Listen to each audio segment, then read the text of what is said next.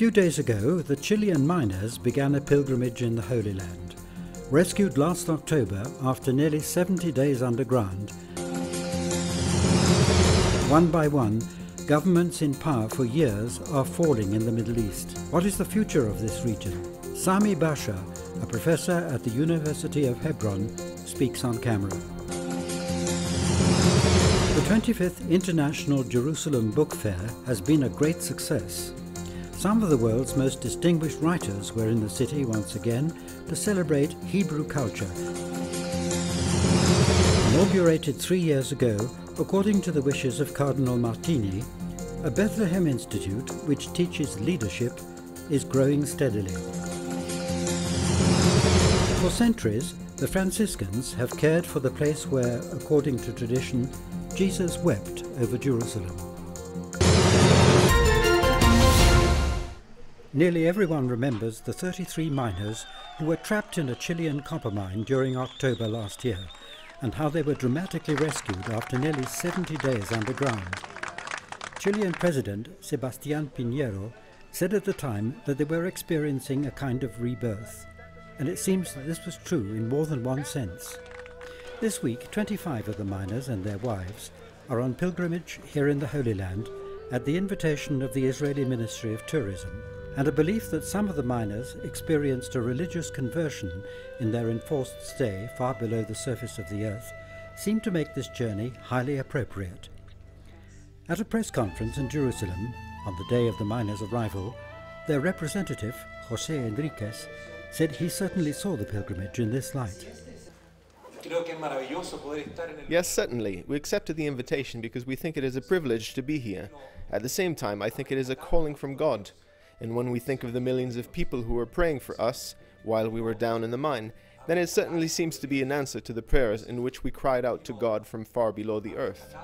This theme was echoed in part by the Israeli Minister of Tourism, Stas Mizheznikov, who addressed the miners in the presence of the Chilean ambassador, Senor Joaquín Montes.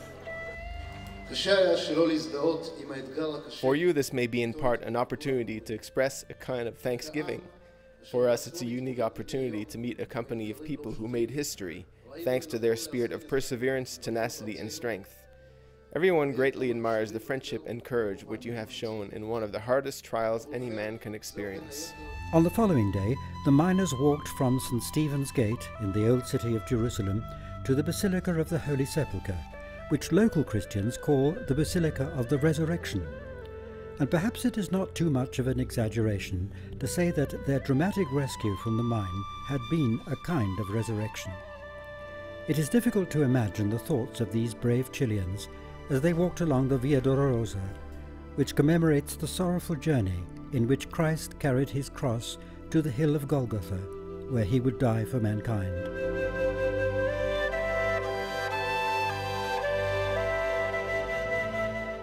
Away from the cameras of the world's media, they spent considerable time alone on Calvary, together with God, as they had been in the mine. And finally, out in the winter sunshine, they continued their journey of faith. Faith in the God whom they evidently see as a shepherd who kept a small Chilean flock safe and sound. Algeria, Egypt, Tunisia, Yemen, and now Libya.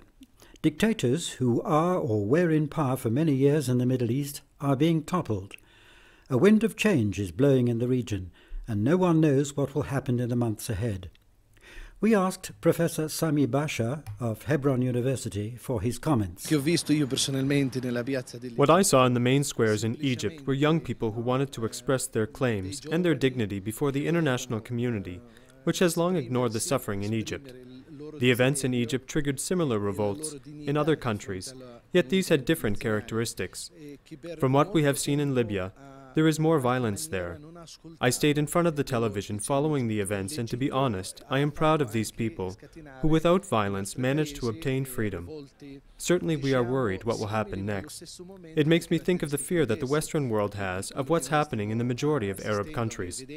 Personally, I, as an Arab, Christian, and Palestinian, live in this part of the world, and do not think that fundamentalism is behind this revolt because the Arab and Middle Eastern world, and this can be seen by everybody, does not support this religious wave. Professor Basha is optimistic, convinced that the recent events will bring about a positive change in the region, a region torn by conflicts and military dictatorships, even though Father Marek, the Polish Salesian, who was killed a few days ago in Tunisia, will not be able to see it. I read about this and about what happened to the Christian Copts in Egypt.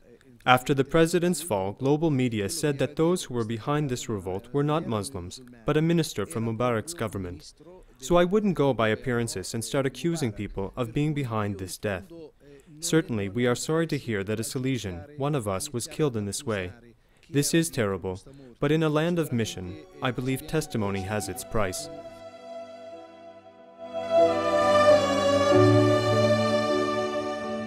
Testimony has its price, and the seed must die to bring forth fruit.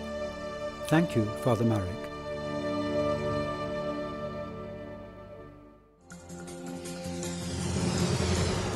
All the world comes to Jerusalem, although this time we won't speak about the never-ending multinational pilgrim flow that has always crowded the holy sites.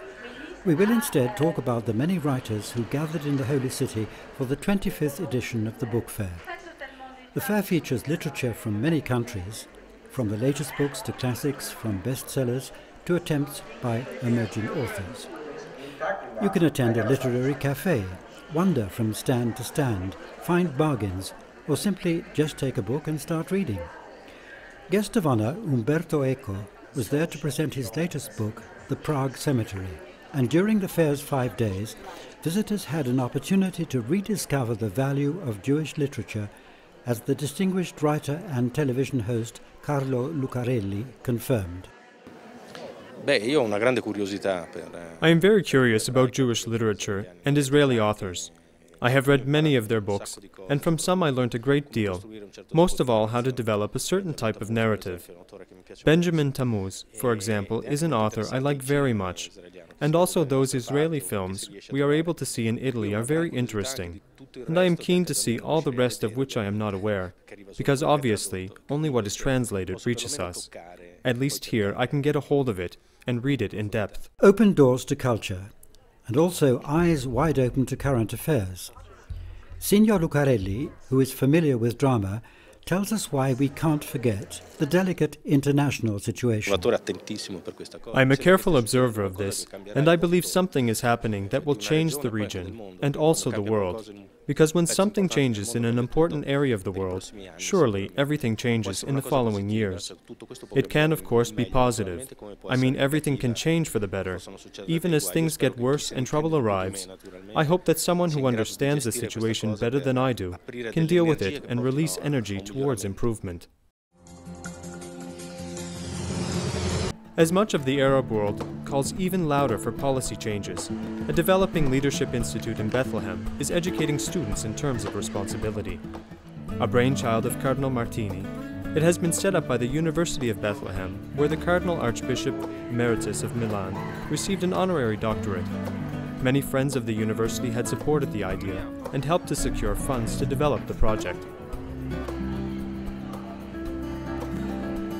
The Leadership Institute has several aims: to work within Palestinian society, especially with young people in Bethlehem, to devise new kinds of leadership within Arab society, principally among students, and to develop the project across various educational programs, to involve scientific research on leadership, and establish courses and vision on modern sociology and ethics. Christians as well as Muslims study at the University of Bethlehem, something that is dear to the heart of Cardinal Martini, in that it can contribute to the local development while respecting diversity. There is also an investment in the leadership of women, for example in courses in communication for women, which have attracted a significant number of students. They are mothers who have children at our St. Joseph's School. This is a scheme for social education and is designed to form that kind of personality required for leadership in the family as well as in society. I have attended St. Joseph's School and I have learned much, mostly in terms of relationships with my children and with society as a whole. The course helps us to develop our innate capacity as well as our own thoughts about our lives within society. We would like one-to-one meetings with personal development in mind. Our relationships are definitely improving. I am a housewife and I have learned a great deal. We have been able to revisit knowledge which we had forgotten over time. We are here to learn, and the course is intense and wide-ranging. One's spirit does not change without the provision of some internal structure, but precisely through this we are attempting to change for the better. As Dr. Zaknoun confirms, the Institute aims to help Palestinian Arab society in the acquisition of such values as democracy, freedom, justice, and respect for others, and so to serve society as a whole.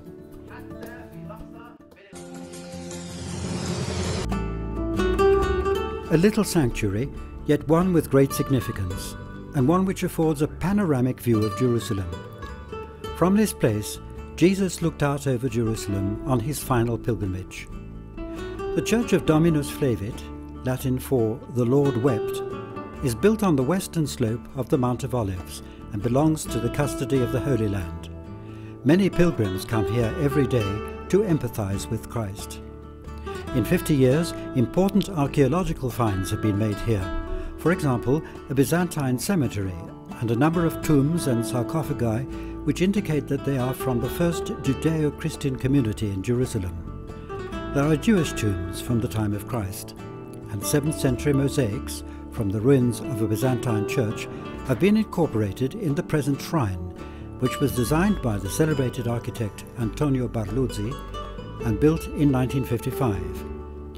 The interior of the church features a large window through which there is a magnificent view of the city, whereas the window behind the altar provides light in an impressive way and also features an image of a chalice and host, which draws the pilgrim's attention to the daily celebration of the Mass at this altar in a happy combination of history and theology. As recorded in the Gospel of Luke, as Jesus drew near and came in sight of the city, he shed tears over it and said, "If you too had only recognized on this day the way to peace, but in fact it is hidden from your eyes. Yes, a time is coming when your enemies will leave not one stone standing on another within you, because you did not recognize the moment of your visitation." While at this place you will remember the tears of Christ, you might also be inspired to pray for peace with the psalmist who sang, "Pray for the peace of Jerusalem, prosperity for your homes, peace within your walls, prosperity in your palaces."